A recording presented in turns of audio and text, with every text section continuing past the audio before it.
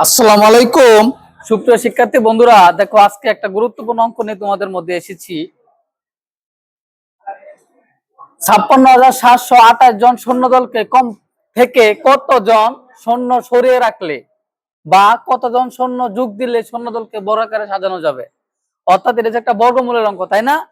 তাহলে আমাদের যে সংখ্যাটা দেওয়া থাকবে ওটার বর্গমূল নির্ণয় করে ফেলাবো। প্রথম কাজ কি? বর্গমূল বের করা।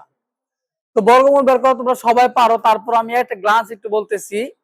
যে সংখ্যাটা আছে লিখে ফেলবা, লেখার পরে তোমার ডান দিক থেকে জোড়াগুলা মিলাইবা, ঠিক আছে? উল্টো দিক থেকে, মানে কি 28, 67, 5। পরে এই 5-এর মধ্যে কত দেওয়া যায়? 2 দেওয়া যায়, তাহলে কি 2 দুগুণে 4 থাকে হচ্ছে 1।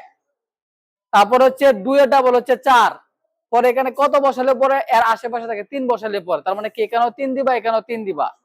তাহলে 3 বসানোর পরে হলো 43। এই 43 কে 3 দিয়ে গুণ করবা, 3 দিয়ে গুণ করলে হয় 129। এখন বিয়োগ করার পরে মাত্র থাকে 38। পরে যে 28 জোড়াটা ছিল 28 নামাইলাম। এখন 3828 এর মধ্যে এখানে 23 ছিল, 23 এ ডাবল কত? 46। এখন 46 এর যদি 8 আমি দেই তাহলে এই 3828 এর আশেপাশে যায়। তার মানে কি এখানেও 8 বসাইতে হবে, এখানেও 8 বসাইতে হবে। বসানোর পরে গুণ করার পরে গুণফলটা বসাইলাম, বসানোর পরে এখানে ভাগশেষ থাকতে 84। তার মানে কি প্রদত্ত সংখ্যা থেকে তুমি যদি 84 বাদ দিয়ে দাও তাহলে এই সংখ্যাটা কি হয়ে যাবে? পূর্ণবর্গ হয়ে যাবে।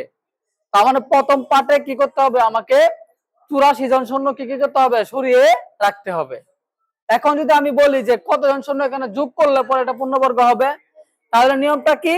তাহলে নিয়মটা হচ্ছে আমার যে এখানে সংখ্যাটা বের হয়েছে এই সংখ্যার সাথে 1 যোগ করতে হবে। এই সংখ্যার সাথে কি করতে হবে? 1 যোগ করতে হবে। তারপর তুমি যে সংখ্যাটা পাবা এই সংখ্যার বর্গ নির্ণয় করতে হবে।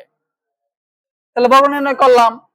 তারপরে এই বর্গ সংখ্যা থেকে আমাকে যে প্রদত্ত সংখ্যাটা দেওয়া ছিল এই প্রদত্ত সংখ্যাটা বাদ দিতে হবে। বাদ দিলে যা থাকবে ওই শূন্যটাই হচ্ছে আমার যোগ করতে হবে।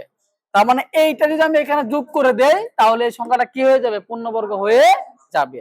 আশা করি সবাই বুঝতে পেরেছো। না বুঝলে ভিডিওটি বারবার দেখবা, তাহলেই হবে ইনশাল্লাহ।